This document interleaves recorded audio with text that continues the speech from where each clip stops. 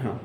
Hello friends, कैसे हैं आप सब। आशा करता हूं आप सभी बढ़िया होंगे। आप देख रहे हैं DDC academy YouTube channel, online और ऑफलाइन एक साथ। आज अभी की जो क्लास है ये है हमारी 18वीं क्लास। इससे जस्ट पहले क्लास हमने खत्म करी थी जिसमें हम अवतरण 7 तक पढ़ चुके थे। अब अवतरण 8वां पढ़ने जा रहे हैं, नवोदय विद्यालय में हिंदी का पार्ट। तो आप भी अपनी किताब खोलिए, उसमें देखिए, आपको निश्चित बात की समझ में जरूर आएगा। तो मित्रों, प्यारे प्यारे विद्यार्थियों, अभी तक जो पढ़ रहे हैं समझ में आ रहा है सभी को? यस। पक्की बात? यस। अगला अवतरण शुरू करें? यस। अवतरण 8 है ना। अवतरण 8 हम शुरू करने जा रहे हैं। तो अवतरण 8 हमारी 18वीं क्लास में मिलेगा। तो देखते हैं इसमें क्या लिखा हुआ है। तो चलिए पूरा अपना मन लगा करके ध्यान से समझने का प्रयास करें। और ऑनलाइन वाले मित्रों से बताना चाहूंगा कि अगर आप ऑफलाइन क्लास लेना चाहते हैं तो DDC academy bus stand Sanjeet जरूर पधारें। यहाँ पर पूरा जिम सेटअप है बड़े विद्यार्थियों के लिए। बड़े विद्यार्थियों के लिए कोचिंग क्लासेस संचालित हो रही हैं, फ्री वाईफाई सुविधा है, लंबे चौड़े हाल है, एकांत वातावरण है, आप बैठ करके आराम से अध्ययन कर सकते हैं। तो इसी के साथ में चलते हैं हम अवतरण 8 में, है ना। कबीरदास स्वामी रामानंद जी के शिष्य थे। कौन थे? कबीरदास स्वामी रामानंद जी के शिष्य थे। कहते हैं कि किन्हीं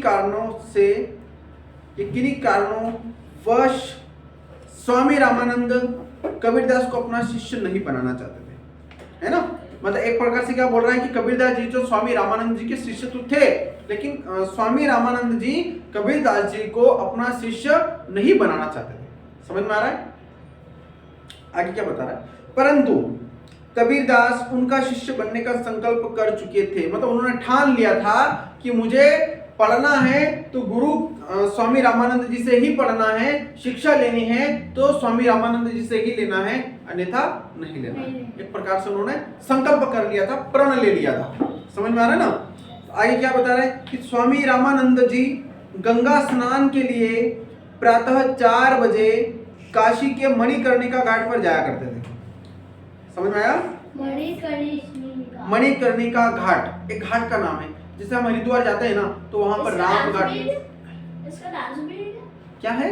डांस का मुझे नहीं पता मेरे भाई, होगा वहां। देखिए अभी पढ़ाई पर ध्यान दो, है ना। अभी पढ़ाई पर ध्यान दो, बिल्कुल होगा, पर मुझे नहीं मालूम, है ना। तो मणिकर्णिका घाट का नाम है। तो स्वामी रामानंद जी प्रातः 4 बजे उठ करके उस घाट पर स्नान करने के लिए जाया करते थे, है ना।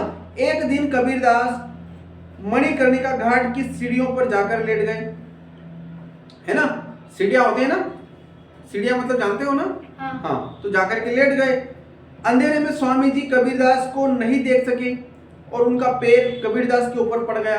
निश्चित बात है कि सीढ़ी के ऊपर कोई लेटा हुआ रहेगा, अंधेरे में पैर निश्चित बात है कि ऊपर जाएगा। हमें थोड़ी पता है यहाँ कौन सोया हुआ है, होता है ना ऐसा। तो उसी प्रकार से कबीरदास जी के ऊपर उनका पैर पड़ गया। इस पर स्वामी जी के मुंह से राम राम शब्द निकल गया, है ना। कबीरदास ने चट उठकर उनके पैर पकड़ लिए और कहा कि राम राम का गुरु मंत्र पाकर मैं आपका शिष्य बन गया हूं। मतलब क्या बोला उन्होंने? फटाफट वो उठे, पैर पकड़े और बोला कि राम राम का जो जाप आप कर रहे हैं, तो राम नाम का जाप सुनकर मैं आपका तुरंत मतलब शिष्य जो है बन गया हूं। कबीरदास के मन की भावना को देखकर रामानंद जी ने कबीरदास को अपना शिष्य स्वीकार कर लिया। मतलब वहां से उन्होंने क्या किया? कबीरदास जी को अपना शिष्य बना लिया, है ना, अपना स्टूडेंट बना लिया। आज के टाइम पर क्या बोलते हैं? स्टूडेंट, विद्यार्थी। उस टाइम पर क्या बोलते थे? शिष्य, गुरु और शिष्य। समझ में आ रहा है ना। फिर दृढ़ निश्चय और सच्ची लगन से कौन सा काम नहीं हो सकता है। मतलब एक प्रकार से अपनों को कह रहा है कि अगर हम अपने मन में ठान लें, अपने मन में संकल्प ले लें, तो कठिन से कठिन कार्य में हम आसानी से कर सकते हैं। तो कबीरदास जी ने ठाना कि मुझे शिष्य बनना है तो इन्हीं का बनना है, चाहे मुझे कुछ भी करना पड़े। तो वो क्या किया? सीढ़ियों पर जाके लेट गए। उनका जैसे ही पैर पड़ा वो राम राम बोलने लगे। वो उठ करके उनके पैर पकड़ लिए। पैर पकड़ने के बाद बोला कि अब मैं आपका शिष्य बन गया, और उन्होंने उनका शिष्य स्वीकार कर लिया। तो उनकी सच्ची मेहनत, लगन, संकल्प, प्रण से अपना गुरु बना लिया। ठीक है, चलिए अब देखिए आगे प्रश्न उत्तर। कबीरदास किनके शिष्य थे? स्वामी रामानंद के, है ना। स्वामी रामानंद के। स्वामी रामानंद जी किस नदी में स्नान के लिए जाया करते थे? गंगा। पक्की बात है? Yes. इसमें लिखा हुआ है कहीं? Yes. हाँ, स्वामी रामानंद जी गंगा स्नान के लिए प्रातः 4 बजे जाया करते थे। ठीक है, स्वामी रामानंद जी के मुख से राम राम शब्द क्यों निकला? कबीरदास के ऊपर पेड़ पड़ जाने से। है ना, अभी सीखा है अंदर। Yes. चलिए, किन गुणों के कारण प्रत्येक कार्य सिद्ध हो सकता है? आशा में दृढ़ निश्चय और सच्ची लगन से, लास्ट वाला ऑप्शन है ना। दृढ़ निश्चय और सच्ची लगन से कठिन कार्य भी हम आसानी से सरल कर सकते हैं। पक्की बात है? Yes. चलिए, पूरा पैसे समझ में आया? Yes. अगला अवतरण स्टार्ट करें। Yes. अवतरण 9। अवतरण 9 में क्या बता रहा है? आजाद वीरता की मूर्ति थे, भगत सिंह। है ना। अब देखिए, इन्होंने बताया नहीं कि आजाद कौन है। चंद्रशेखर आजाद। पढ़ते चंद्रशेखर आजाद हैं, आजाद भगत सिंह जी हैं, इस प्रकार से बहुत सारे नाम सामने आते हैं। लेकिन अब हम आगे पढ़ेंगे तो पता चलेगा इसे, है ना। तो आजाद वीरता की मूर्ति थे, स्फूर्ति उनके अंग अंग से झलकती थी। स्फूर्ति से मतलब फुर्ती, फास्ट काम करने की आदत, समझ में आ रहा ना। तो स्फूर्ति उनके अंग अंग से झलकती थी। वे निर्भीकता की साक्षात मूर्ति थे। निर्भीकता से मतलब निडर, वो किसी से नहीं डरते थे और अंग्रेजों से लोहा लेने के लिए हमेशा सबसे आगे रहते थे, है ना। तो वे निर्भीकता की साक्षात मूर्ति थे। राष्ट्र ने, यानी कि राष्ट्र का मतलब क्या होता है? राष्ट्र मतलब देश। मैंने बताया था उस दिन। यस। तो राष्ट्र ने उनके प्रति अपनी कृतज्ञता व्यक्त करने के लिए उनकी एक मूर्ति उसी स्थान पर स्थापित की है जहां पर वह वीर गति को प्राप्त हो गए थे, है ना। मतलब राष्ट्र ने उनको सम्मान देने के लिए, उनकी याद में, उनको याद रखने के लिए उनकी एक मूर्ति कहां बनाई? जहां पर वो अपने भारत माता के लिए, अपने देश के लिए लोहा लेते लेते, युद्ध करते करते वीर गति को प्राप्त हो गए थे। समझ में आ रहा है? मूर्ति के निकट ही आजाद पुस्तकालय है, मतलब मूर्ति के पास में पुस्तकालय बना गया। पुस्तकालय से मतलब पुस्तकों का संग्रहालय, यानी कि बहुत सारी पुस्तक, हाँ, जो अपने पास लाइब्रेरी है ना, उसी प्रकार से। इंग्लिश में लाइब्रेरी बोलते हैं, हिंदी में पुस्तकालय बोलते हैं, जहां पर बहुत सारी किताबें रखी होती हैं, बच्चे आते हैं, पढ़ते हैं। तो उनकी मूर्ति के पास में एक पुस्तकालय बनाया गया है। वहां पर उस पुस्तकालय का नाम भी क्या रखा गया? आजाद पुस्तकालय। भारत माता की स्वाधीनता के लिए फांसी पर झूलने वाले उनके अनेक साथियों की जीवन कथाएं उसमें सुरक्षित है ना। जो आजाद जी जो थे, चंद्रशेखर आजाद की बात कर रहे हैं ये, तो चंद्रशेखर आजाद जो थे, उनके साथ में सिर्फ वो अकेले नहीं थे, बहुत सारे भारत माता के वीर सपूत थे ना। भगत सिंह, राजबहादुर, बहुत सारे अनगिनत। तो उन सभी का वर्णन वहां पर उन किताबों में लिखा गया है, अगर आप लोग चाहते हैं, हाँ, है ना। तो स्वाधीनता के लिए, स्वाधीनता की गाथाएं उसमें, स्वाधीनता के लिए फांसी पर झूलने वाले उनके अनेक साथियों की जीवन गाथाएं उसमें सुरक्षित है, मिलती है। ठीक है। अब आजाद का पूरा नाम क्या था? चंद्रशेखर आजाद, है ना। आजाद का पूरा नाम क्या था? चंद्रशेखर आजाद। चंद्रशेखर आजाद। आजाद वीर गति को कहां प्राप्त हुए थे? कलकत्ता में, है ना। इसमें पैसेज में तो नहीं है, पर हमें लिखना तो पड़ेगा। कम करता है तो है बी में, है ना। बी में कलकत्ता है ना, तो पैसेज में भी, पैसेज में नहीं है, लेकिन फिर भी अगर उसने पूछा है अपनों से, तो हम अपने स्तर से कहीं पर भी सीख करके इसको लिखना तो पड़ेगा।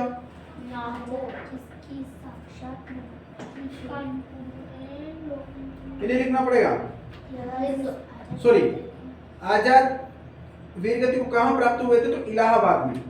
कहां पर हुए थे? इलाहाबाद में हुए थे।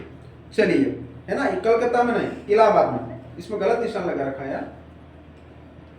अगला क्या है? आजाद किसकी साक्षात मूर्ति थे? वीरता की। आजाद किसकी साक्षात मूर्ति थे? वीरता की, देशभक्ति, निर्भयता की, है ना। वो तो लिखा हुआ है ना इसमें, वो वीर भी थे, है ना, निर्भीक भी थे, लेकिन इसमें देशभक्त भी थे। अच्छा, इसमें वीरता लिखा हुआ है ना, तो ये किताब वाला भी मुझसे गलत बोल रहा है। अवतरण 9 में तीसरे का ए, निर्भयता की, तो इसमें तो सब सही है एक प्रकार से देखा जाए तो, लेकिन इस पैसेज के हिसाब से देखा जाए तो हमारी पहली लाइन क्या है? आजाद वीरता की मूर्ति थे, है ना। कट। नहीं नहीं नहीं नहीं, देखो सुनो सुनो सुनो सुनो, दूसरी लाइन में देखो, वे निर्भीकता की साक्षात मूर्ति थे, है ना। आजाद किसकी साक्षात मूर्ति थे? तो आजाद निर्भयता की साक्षात मूर्ति थे, है ना, और वीरता की मूर्ति थे। अंतर है ना दोनों में। साक्षात मूर्ति और मूर्ति। हाँ, तो क्या आएगा इसमें? निर्भयता की, वो निडर थे, है ना, सही है। अगला है, आजाद की मूर्ति के निकट किस चीज में उनके साथियों की जीवन गाथाएं सुरक्षित हैं? आजाद पुस्तकालय में। पक्की बात। यस। वीरता का विलोम? वीरता का कायरता। कायरता इसमें लिखा हुआ है। नहीं। वीरता का विलोम क्या है? कायरता है। तो कृतज्ञता का विलोम क्या होगा? कृतज्ञता, है ना। क्या उसका क्या कायरता नहीं? अरे उस लाइन में लिखा हुआ है ना, वीरता का विलोम कायरता है, तो कृतज्ञता का विलोम क्या होगा? ये कृतज्ञता होगा, बी वाला। समझ में आ रहा है? यस। मिल गया। यस। सिर्फ वीर होता है, और वीर एक कायर होता है। वीर जो होता है बोलता है कि नहीं, सबसे आगे मैं रहूंगा, मैं लोहा लूंगा, दुश्मनों को मैं मार भगाऊंगा। और कायर होता है वो तो दर्पिन बीजा होता है ऐसा। फिर चलिए अवतरण 10 पढ़ते हैं हम। अगला लास्ट अवतरण आज का, है ना। तो महाराणा प्रताप का नाम तो मेरे ख्याल से सुना होगा। यस। किसने सुना? कौन थे? महाराणा प्रताप। हाँ, महाराणा प्रताप थे, यस। महाराणा थे, है ना। उदयपुर के, चित्तौड़ के राजा थे, राजा, है ना। और वैसे भी नाटक चल रही है, देखा होगा ना महाराणा प्रताप की, बहुत बढ़िया नाटक। कौन से सीरियल तो मुझे नहीं पता है, लेकिन चलती थी पहले टीवी में, कोई चैनल था। अब मोबाइल में देख लो, महाराणा प्रताप एपिसोड 1, एपिसोड 2 ऐसे करके 100-150 एपिसोड देख लो सारे, पता चल जाएगा। अब लोग बोलते ना उस नाटक से हम लोग को सारी महाराणा प्रताप की सारी हकीकत पता चल जाएगी। वो लोग बोलते ना अकबर महान था, तो अकबर महान नहीं था, महाराणा प्रताप महान थे। अकबर तो छोटा सा ना, महाराणा प्रताप ने 90। हाँ ठीक है। अकबर तो 4 फीट ने, महाराणा प्रताप 7 फीट। देखा था तूने यार, है ना? नहीं देखा। उस टाइम क्या पता पूर्ण तिथि थी ना। हाँ उस दिन। वेरी गुड, बहुत बढ़िया। ऐसे स्कूलों में पढ़ाया जाता है तभी 4 जनवरी को। हाँ। 4 जनवरी या नहीं, वो तो मुझे भी नहीं मालूम है, लेकिन जब स्कूलों में पढ़ाया जाता है उनके जो बलिदान दिवस जो है, अच्छा बलिदान दिवस क्यों बोलते हैं? कि अपनी मातृभूमि के लिए उन्होंने अपने बलिदान दे दिए, है ना। तो इसलिए उनकी वीर गाथाएं हमें पढ़ने को मिलती हैं। तो कभी कभी नर्वस हो जाते हैं कि ऐसे भी जो है हमारे आज भी हो गए ये पूर्ण तिथि ने, और बर्थडे उनके दिन बताते थे सब।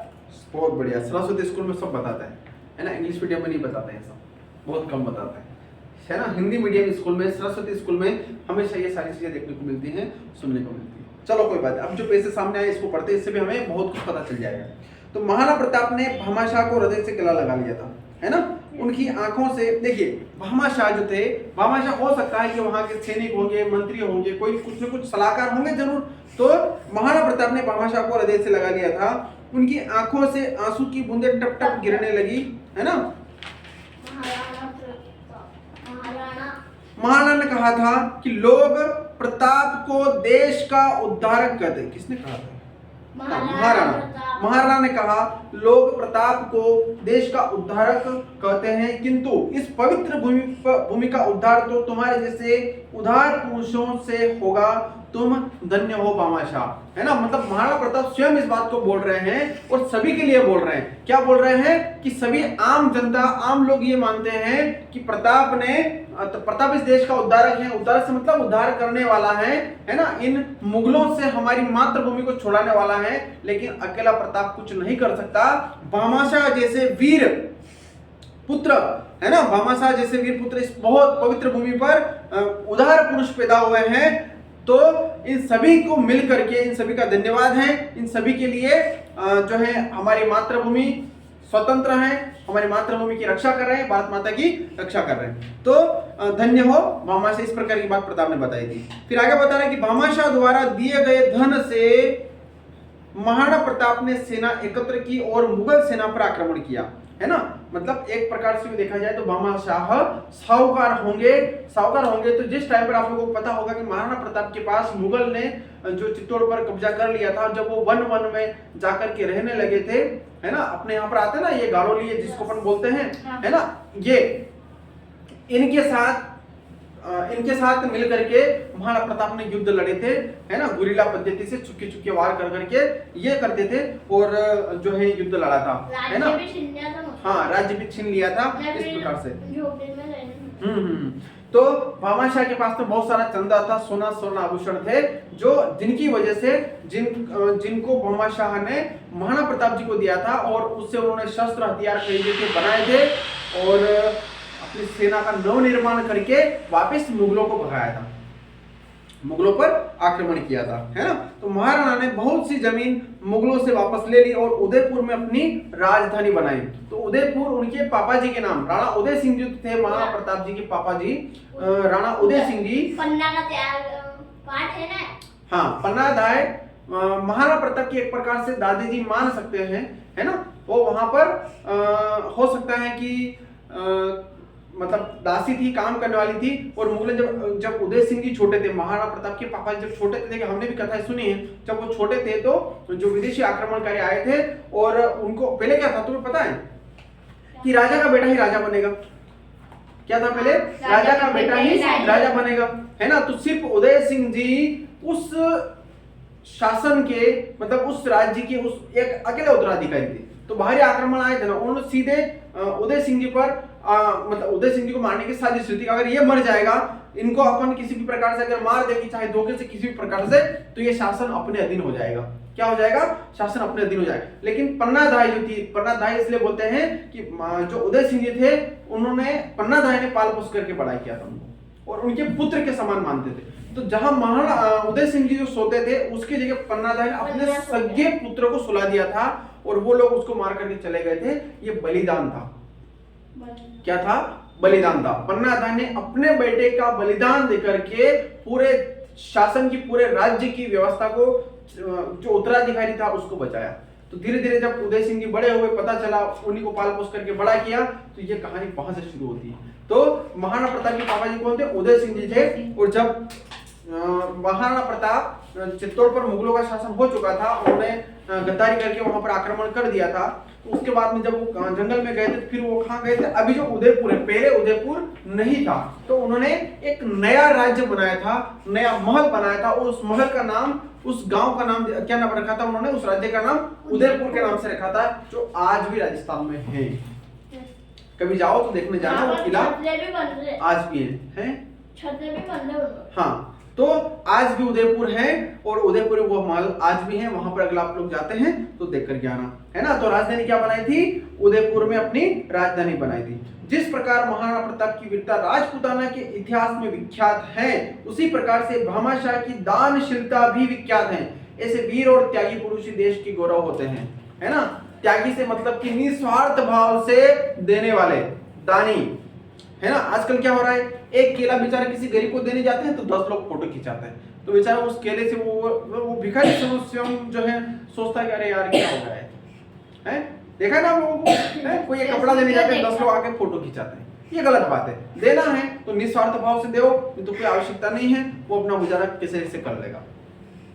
तो जिस प्रकार से महाराणा प्रताप की जो क्या बोलते हैं अपन इसको, इतिहास, राजपूताना का जो इतिहास आज भी विख्यात है। किताबों में पढ़ने के लिए मिलता है, देखने को मिलता है ना। हाँ, ये तुम्हारी किताब में भी है। तो उसी प्रकार से भामाशाह का भी पूरा इतिहास विख्यात है और आज भी याद है, प्रचलित है। समझ में आ रहा है ना? महाराणा प्रताप जी की कथाएं कितनी भी सुनो बहुत प्यारी लगती हैं। कभी कभी आंखों में आंसू भी आ जाते हैं, कभी कभी नर्वस हो जाते हैं, पर ऐसा लगता है कि वो साक्षात भगवान थे। क्या थे? साक्षात भगवान थे, है ना। चलिए इसके प्रश्नोत्तर को देखते हैं कि महाराणा प्रताप ने किसको गले लगा लिया था? भामाशाह को, है ना। महाराणा प्रताप की आंखों से आंसू क्यों टपकने लगे थे? भामाशाह का प्रेम देखकर, त्याग देखकर।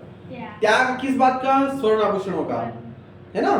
फिर भामाशाह द्वारा दिए गए धन का महाराणा प्रताप ने क्या किया? सेना एकत्र की, है ना। महाराणा प्रताप ने अपनी राजधानी कहाँ बनाई? उदयपुर में बनाई है ना, चित्तौड़ में, तो चित्तौड़ तो पहले ही था, चित्तौड़ नहीं बनाई थी, उदयपुर में बनाई थी, है ना। किस प्रकार के व्यक्ति देश के गौरव होते हैं? वीर और त्यागी। वीर और त्यागी। वीर और त्यागी जो होते हैं वो देश के गौरव होते हैं, है ना। तो इस प्रकार से हमारे 10 अवतरण पूरे हुए हैं, आप लोगों को याद करना है, ठीक है। समझ में आया सभी अवतरण, है ना। तो हम जो पढ़ रहे हैं डीडीसी एकेडमी यूट्यूब चैनल के माध्यम से आप सभी छोटे छोटे नन्हे मुन्ने बच्चों को बताना चाहता हूँ कि हमारा जो अध्ययन है इस किताब के माध्यम से हो रहा है। 32 नंबर कोड वाली बुक है जिसमें 10 अवतरण हो चुके हैं, एक गणित का अध्याय हो चुका है, आकृतियां हमने अभी शुरू नहीं किया है, लेकिन आकृतियों के अलावा भी हमने बेसिक बहुत सारी छोटी छोटी चीजें की हैं। आप 1 बाय 1 पार्ट 1 से लगा करके देखिए, ये हमारा 18वां पार्ट है, तो जाकर के आपको बढ़िया तरीके से समझ में आएगा। आप हमेशा अपडेट रहिए, लगातार देखते रहिए डीडीसी एकेडमी यूट्यूब चैनल। धन्यवाद, मिलेंगे अगली क्लास में। सर